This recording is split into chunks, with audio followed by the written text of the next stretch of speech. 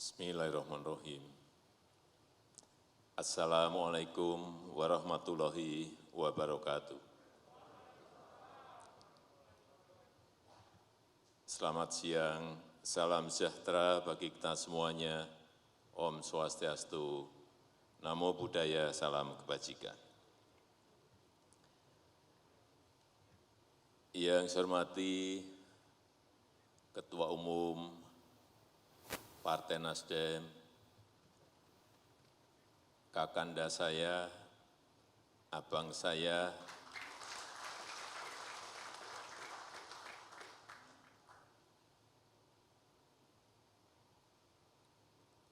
sahabat dekat saya, yang sering saya curhati, dan juga beliau sering curhat ke saya, Bapak Surya Paloh. Yang saya hormati anggota DPR RI dari fraksi Nasdem dan seluruh jajaran pengurus Partai Nasdem dari pusat sampai ke daerah yang hadir secara fisik maupun secara virtual, Bapak Ibu hadirin undangan yang berbahagia. Tadi begitu masuk ke gedung ini, ke Nasdem Tower ini, saya betul-betul sangat kagum karena kantornya Partai Nasdem betul-betul sebuah kantor yang super mewah, yang komplit dengan isinya yang menunjukkan keinginan perubahan peradaban bagi negara ini. Ada galeri kebangsaan,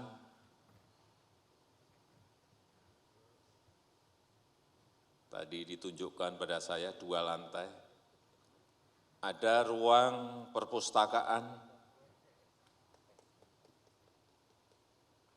yang berisi buku-buku pergerakan politik dan yang lain-lainnya yang begitu sangat komplit. Ada war room yang siap menyajikan data apapun, artinya di situ ada big data, ini menunjukkan Partai Nasdem adalah partai modern yang selalu mengupdate kegiatan apapun, data apapun secara real time.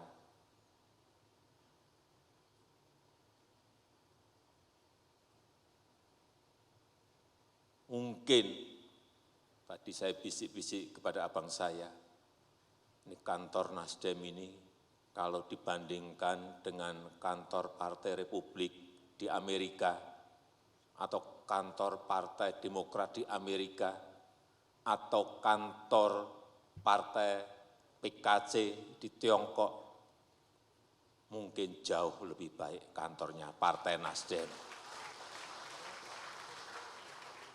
Mungkin, karena saya belum pernah ke sana.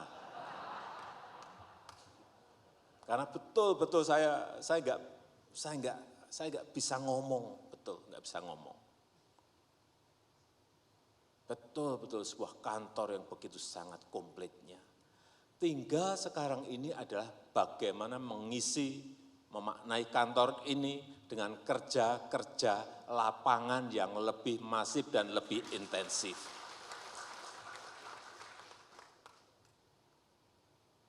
Sehingga dapat di sininya, dapat dua-duanya.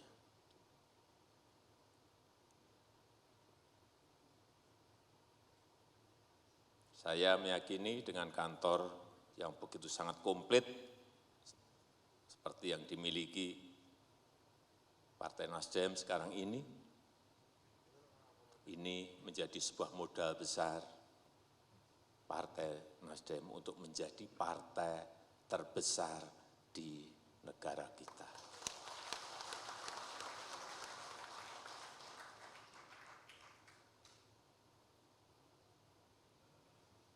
Kantor baru, tapi saya juga ingin bercerita mengenai ibu kota baru. Bang Surya dan Partai Nasdem memiliki kantor baru, saya juga ada ibu kota baru. Ini bukan apa-apa. Banyak memang sebuah transformasi besar, sebuah perubahan besar, sebuah gagasan besar, pasti ada pro dan kontra. Ada yang setuju, ada yang tidak setuju. Tetapi dalam sistem politik kita jelas bahwa undang-undangnya sudah disetujui oleh DPR dan disetujui oleh 8 fraksi dari 9 fraksi yang ada. Artinya, secara hukum politik sudah selesai. Jadi kalau sudah seperti itu mestinya tidak dipertentangkan lagi, mestinya. Tapi saya ingin menyampaikan kenapa sih ibu kota ini harus pindah. Negara kita ini negara besar. Kita memiliki 17.000 pulau, 514 kabupaten dan kota, 34 provinsi. Kalau kita lihat populasi itu 56% itu ada di Jawa. 56%, 156 juta penduduk Indonesia ada di Jawa. Padahal kita memiliki 17.000 pulau. PDB kita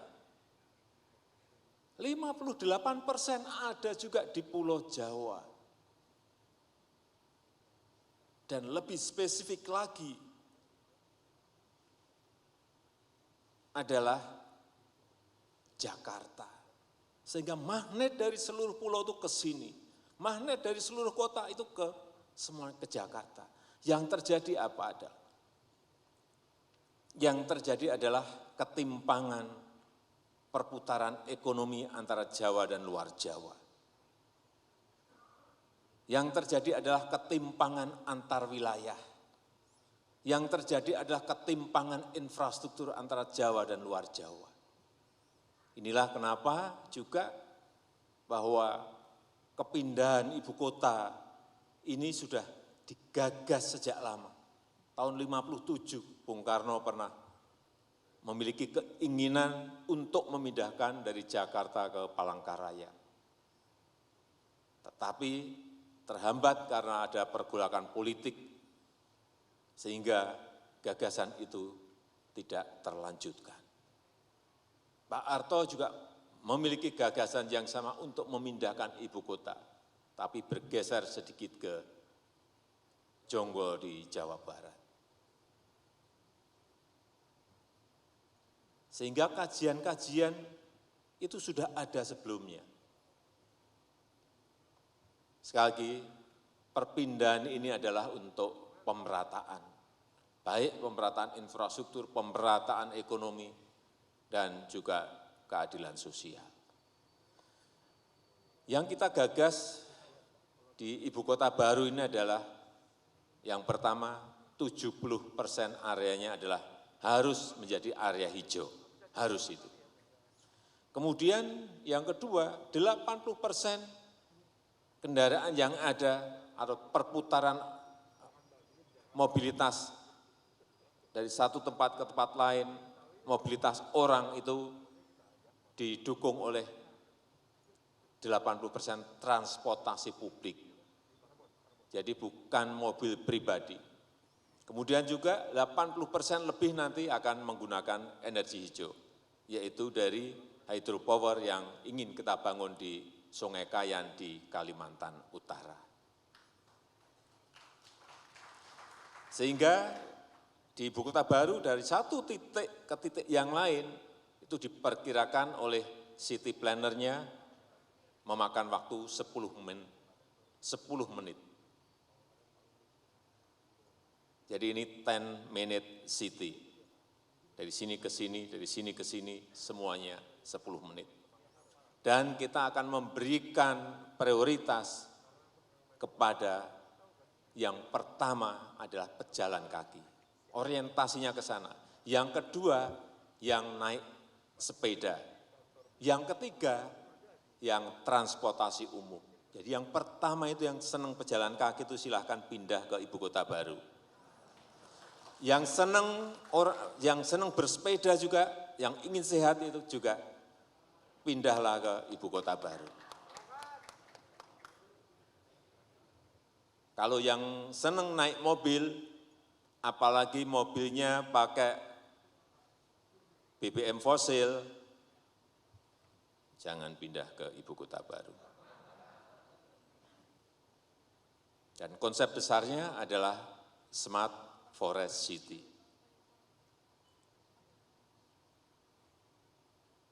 Banyak hijaunya dan banyak hutannya. Semuanya dikelola dengan teknologi modern, baik transportasi, baik sistem pengairan, baik sistem kelistrikan, baik infrastruktur komunikasi, baik pelayanan publik. Banyak yang bertanya kepada saya, terus anggarannya dari mana? Untuk kawasan inti yang di situ ada istana dan gedung-gedung kementerian, memang itu semuanya dari APBN. Perkiraan kita adalah 20% dari total anggaran yang dibutuhkan. Sehingga yang 80% adalah baik KPBU, baik PPP maupun dari investasi langsung oleh investor.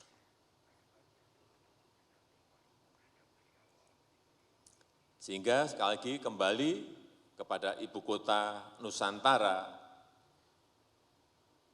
karena di sana adalah perbukitan, berbukit-bukit, desainnya juga menyesuaikan dari bukit itu, dari permukaan tanah yang ada. Kemudian area tepian air juga akan dibuat senatural mungkin.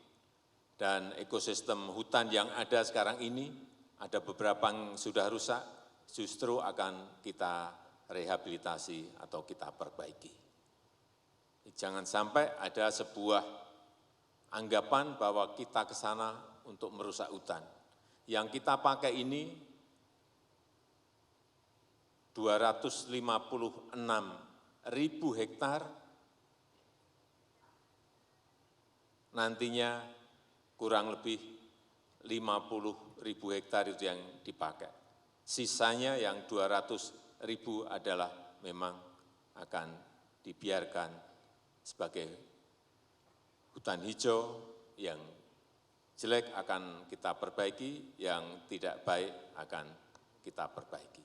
Dan yang kita bangun pertama di sana adalah nursery, tempat persemaian, pembibitan pohon, yang produksinya setahun kurang lebih 20 juta bibit atau benih. Nanti yang akan menjelaskan lebih detail adalah Bu Siti Nurbaya yang saat ini juga sudah tadi bisikin ke saya, Pak, nursery-nya hampir selesai. Artinya apa yang kita kedepankan memang sebuah kota yang sangat ramah lingkungan. Saya rasa itu yang bisa saya sampaikan pada kesempatan yang baik ini, dan dengan mengucap Bismillahirrahmanirrahim, pada siang hari ini saya resmikan Nasdem Tower, kantor Dewan Pimpinan Pusat Partai Nasdem. Terima kasih. Wassalamualaikum warahmatullahi wabarakatuh.